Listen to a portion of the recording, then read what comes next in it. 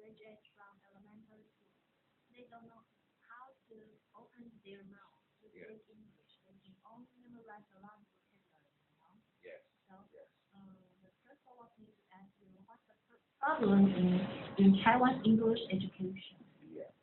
Well, since I got here, what I have noticed is it's a lot of memory work. It's a lot of information they're learning, but no depth to it. It's just very superficial. I'm just doing this because by repetition, but there's no meaning to it.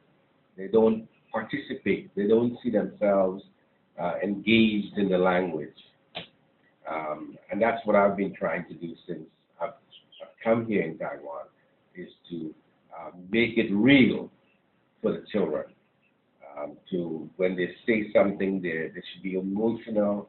It should be something they could identify with.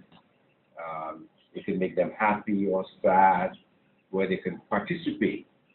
And by participating, they would remember it. They would record it.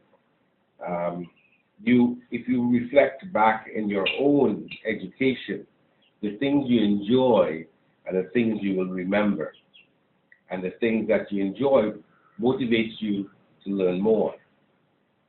If it's not motivating you to learn more, you don't like it. You want to avoid it. So I get the feeling that for many of the kids, it's just repetition and over and again, and it has no meaning for them.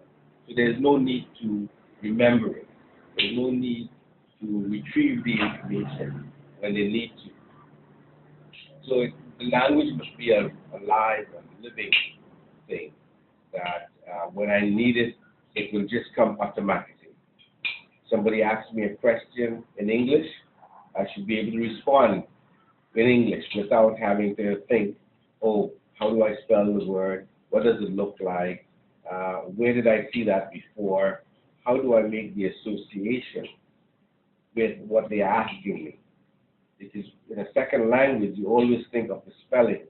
You look for a visualization somewhere in the back of in your memory bank.